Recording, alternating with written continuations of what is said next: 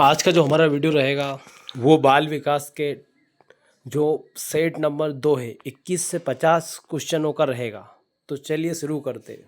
सबसे पहला क्वेश्चन, राष्ट्रीय शिक्षा नीति 2020 NEP 2020 में शैक्षिक संरचना एकेडमिक स्ट्रक्चर किस रूप में बदला गया। पहला विकल्प 10+2, दूसरा 5+3+3+4 और तीसरा 3+5+3+4 और चौथा 5+4+3+2। तो इसका जो राइट आंसर है वो रहेगा 5+3+3+4, यानी कि नई शिक्षा नीति के अनुसार।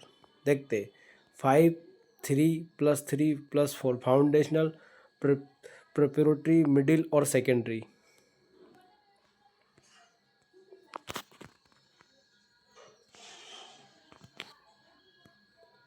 बाईसवा क्वेश्चन, बच्चे में वास्तु स्थायित्व का गुण पियाजे की किस अवस्था में विकसित होने लगता है। पहला संवेदीगामक अवस्था, दूसरा पूर्व सकारात्मक अवस्था, तीसरा मूर्त सकारात्मक अवस्था और चौथा औपचारिक सकारात्मक अवस्था।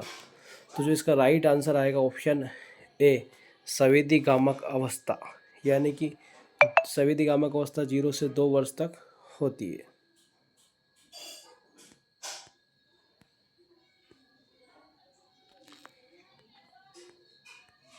अब बात करते वस्तु स्थायित्व होता क्या है। तो बच्चों में वह गुण जिसके कारण, जैसे मान लो कोई सा बच्चा है, यदि हम उसका खिलौना किसी तकिए के नीचे या फिर किसी रुमाल या फिर कहीं पे छुपा देते हैं तो ढूंढने का प्रयास करता है, उसको पता है कि ये खिलौना यहीं पर है, इसको ही बोलते हैं वस्तु स्थायित्व का गुण। प्रश्न क्रमांक 23वां, शास्त्रीय अनुबंधन सिद्धांत यानी क्लासिकल कंडीशन थ्योरी का प्रतिपादन किसने किया है। B.F. स्किनर, दूसरा इवन पावलोव, तीसरा एडवर्ड हंडाइक और चौथा एल्बर्ट बंडूरा। तो इसका जो राइट आंसर आएगा वो आएगा इवन पावलोव। अब याद कैसे करें, आपको पता है इन्होंने कुत्ते पर प्रयोग किया और कुत्ते पर जो प्रयोग करा उससे सिद्ध कराए। इवन पावलोव, उन्होंने कुत्ते पर प्रयोग किया। प्रश्न क्रमांक 24वां, समावेशी कक्षा में किस प्रकार के छात्र शामिल होते हैं। पहला केवल प्रतिभाशाली छात्र, दूसरा केवल विशिष्ट छात्र, तीसरा सामान्य और विशिष्ट दोनों प्रकार के छात्र और चौथा केवल मंदबुद्धि। तो ये सभी नेगेटिव वर्ड है केवल वाले, तो ये तो आंसर हो नहीं सकता। तो ऑप्शन सी, सामान्य और विशिष्ट, यानी समावेश शिक्षा के अंदर ऐसी कक्षा जिसमें सभी प्रकार के वर्ग के बच्चे शामिल हो, चाहे वो दिव्यांग हो, चाहे वो पढ़ने में तेज हो, चाहे बहुत कम हो, तो इन अंधे हो, ये सभी को शामिल किया गया। 25वां, जब पूर्व का अधिगम फास्ट लर्निंग नए अधिगम में कोई बाधा या सहायता उत्पन्न नहीं करती तो उसको कहते हैं सकारात्मक अंतरण, नकारात्मक या फिर शून्य अधिगम अंतरण या निरपेक्ष अधिगम। तो इसका जो राइट आंसर रहेगा वो रहेगा शून्य अधिगम अंतरण। शून्य अधिगम जैसे साइकिल चलाने के बाद टाइपिंग सीखना। और सकारात्मक अंतरण का मतलब ये होता है कि जैसे किसी चीज़ को अपन, जैसे मान लो साइकिल सीखी, अब साइकिल सीखने के बाद उसी ज्ञान का उपयोग हम मोटरसाइकिल सीखने में और मोटरसाइकिल का कार में यूज़ करते, ट्रैक्टर में, जिसको बोलते हैं सकारात्मक अंतरण। और नकारात्मक का मतलब ये होता है जैसे मान लो कोई सी ऐसी चीज़ सीखी जिसका उपयोग अन्य विषय में नहीं होता और उसका विरोध कर रहा है, उस सीखने में परेशानी, उसको बोलते हैं नकारात्मक अंतरण। प्रश्न क्रमांक 26, सामाजिक अधिगम सिद्धांत सोशल लर्निंग थ्योरी किसने दी। एल्बर्ट बंडूरा, लेव वायोस्की, जीन पियाजे, नोमो चॉम्स्की। तो इसका जो राइट आंसर आएगा एल्बर्ट बंडूरा साहब ने सामाजिक अधिगम सिद्धांत दिया है। एल्बर्ट बंडूरा, उन्होंने बोबोडोल पर प्रयोग करके अवलोकन द्वारा सीखने पर कार्य किया है। यानी कि जो एल्बर्ट बंडूरा साहब, उन्होंने एक बोबोडोल लिया और उससे मतलब बच्चों को सिखाने का प्रयास किया, मतलब नकल करना, अवलोकन करना और सीखने पर बल दिया। 27वां, भाषा अर्जन का सार्वभौमिक व्याकरण सिद्धांत यूनिवर्सल ग्रामर किसने प्रस्तुत किया। B.F. Skinner, Noam Chomsky, gene पियाजे और लेव वायोस्की। इसका जो राइट आंसर आएगा नोम चॉम्स्की साहब ने जो है वो सर्व व्याकरण सिद्धांत यूनिवर्सल। नोम चॉम्स्की के अनुसार बच्चों में सीखने की क्षमता जन्मजात होती है। LAD यानी कि लैंग्वेज एक्विजिशन डिवाइस होती है।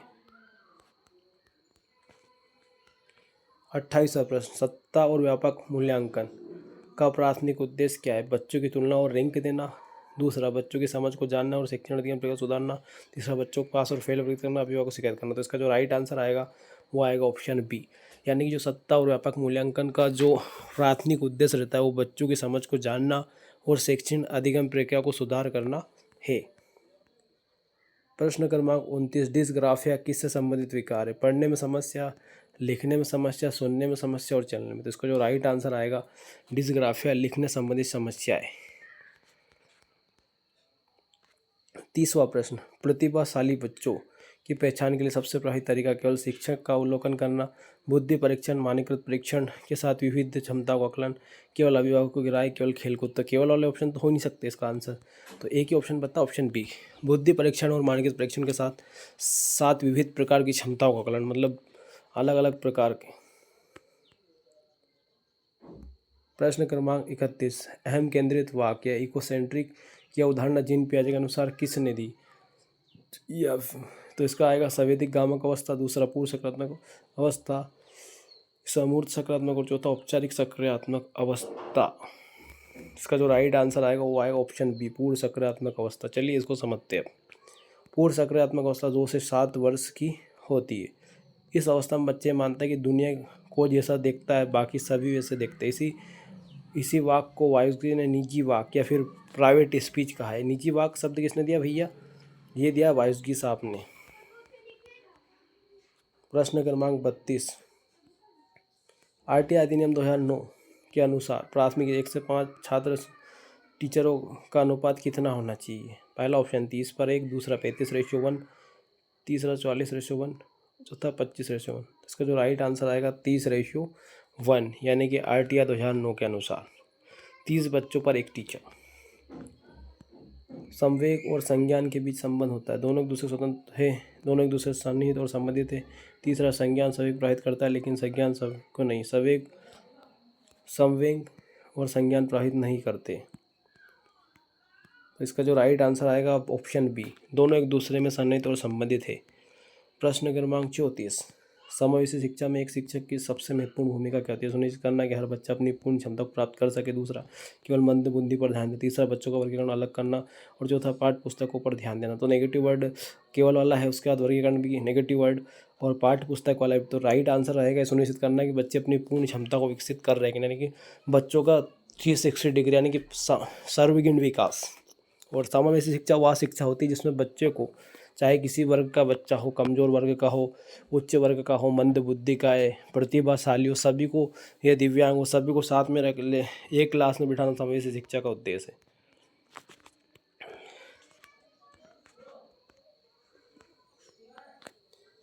मानसिक आयु की अवधारणा का प्रतिनिधित्व सबसे पहले किसने किया था? स्टर्न ने, अल्फ्रेड बिने, टर्मन और ठंडायक ने। तो इसका जो राइट आंसर आएगा अल्फ्रेड बिने साहब ने मानसिक आयु का परीक्षण किया, अल्फ्रेड बिने 1908 में।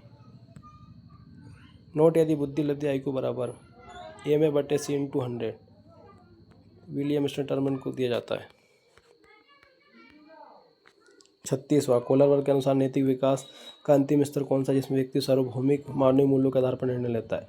दंड एवं आज्ञा पालन अभिमुखीकरण, दूसरा सार्वभौमिक नैतिक सिद्धांत अभिमुखीकरण, तीसरा सामाजिक अनुबंधन अभिमुखीकरण और चौथा अच्छा लड़का अच्छी लड़की। तो इसका जो राइट आंसर आएगा ऑप्शन बी, सार्वभौमिक नैतिक अभिमुखीकरण सिद्धांत।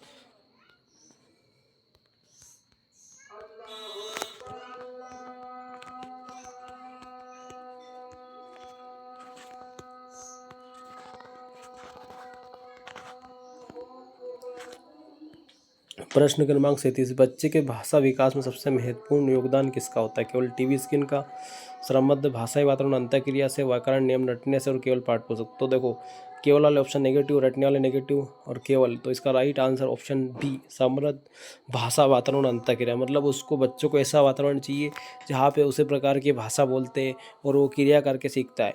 इसे बोलते हैं भाषा विकास का सिद्धांत, नोम चॉम्स्की साहब ने दिया था। अब देखते हैं प्रश्न क्रमांक 38वां, संरचनात्मकवादी दृष्टिकोण के अनुसार अधिगम क्या है? ज्ञान का निष्क्रिय अंतर्ग्रहण, सूचना केवल पुनरुत्पन्न, याद करना, अनुभव के माध्यम से ज्ञान के निर्माण के सक्रिय और केवल व्यवहार। तो इसका निष्क्रिय वाला ऑप्शन तो वैसे ही गलत हो जाता है, पुनरुत्पन्न और केवल वाला भी गलत, तो एक ही ऑप्शन बता, ऑप्शन सी, यानी कि अनुभव के माध्यम से ज्ञान के निर्माण और सक्रिय प्रक्रिया। प्रश्न क्रमांक 39, निम्नलिखित में से कौन सा आंतरिक प्रेरणा का उदाहरण है? पुरस्कार जीतने के लिए पढ़ना, दूसरा माता पिता की डांट से बचने के लिए पढ़ना, तीसरा विषय में अपनी व्यक्तिगत रुचि और आत्मसंतुष्टि के लिए पढ़ना, और चौथा कक्षा में प्रथम आने के लिए पढ़ना। तो इसका जो राइट आंसर आएगा वो आएगा विषय में अपनी व्यक्तिगत रुचि और आत्मसंतुष्टि। यदि व्यक्ति अंदर से मोटिव है तो उसको किसी प्रेरणा की आवश्यकता ही नहीं। प्रश्न क्रमांक 40वां, बाल अवस्था को अनोखा काल किसने कहा? कॉल, अम्बूच ने, स्टेनी हॉल ने, एरिक्सन और फ्राइड ने। तो कॉल ब्रूस साहब ने बाल अवस्था को अनोखा काल भी कहा है। प्रश्न क्रमांक 41वां, स्टेनोफोर्ड बिने परीक्षण किसका मापन करता है? व्यक्तित्व का, पढ़ने की क्षमता का, बुद्धि का और सृजनात्मकता का। इसका जो राइट आंसर है स्टेनफोर्ड बिने परीक्षण जो है बुद्धि का परीक्षण करता है। पा से बीने और बा से बुद्धि, ऐसे भी इसको याद कर सकते हैं।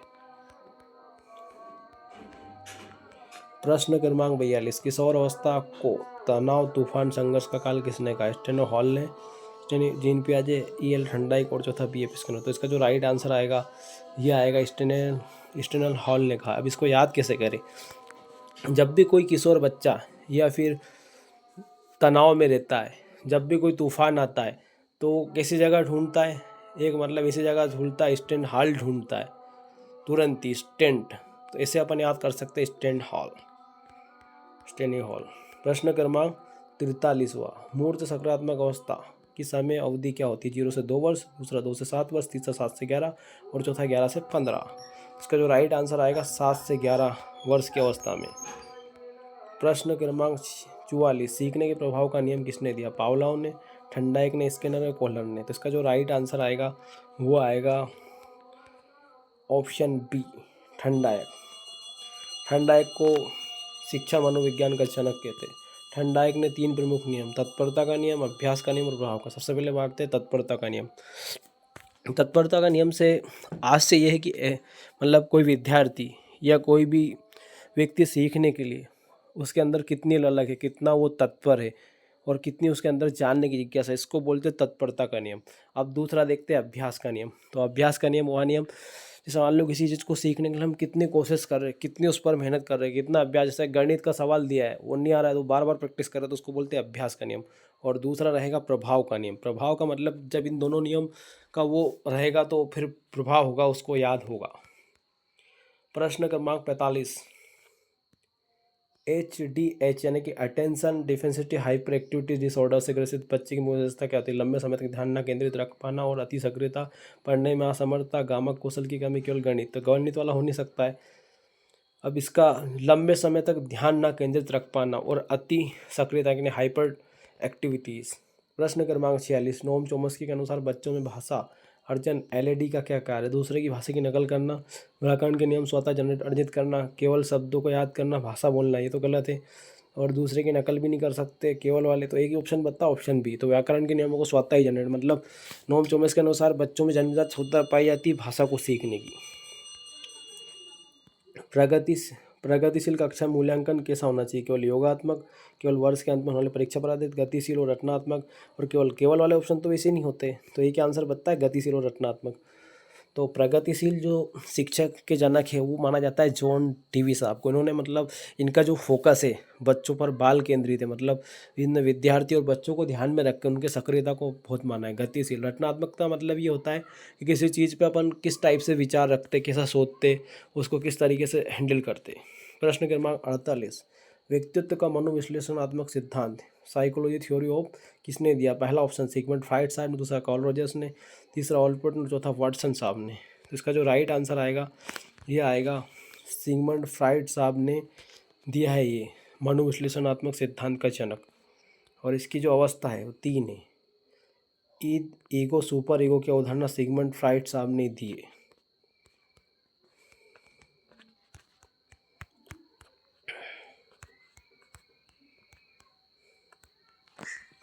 प्रश्न क्रमांक 49, सूक्ष्म शिक्षण माइक्रो टीचिंग के भारतीय प्रतिमान में कुल कितना समय लगता है? 30 मिनट, दूसरा 36 मिनट, तीसरा 40 मिनट, चौथा 45। तो जिसका राइट आंसर है 36 मिनट लगता है सूक्ष्म शिक्षण में, माइक्रो टीचिंग में।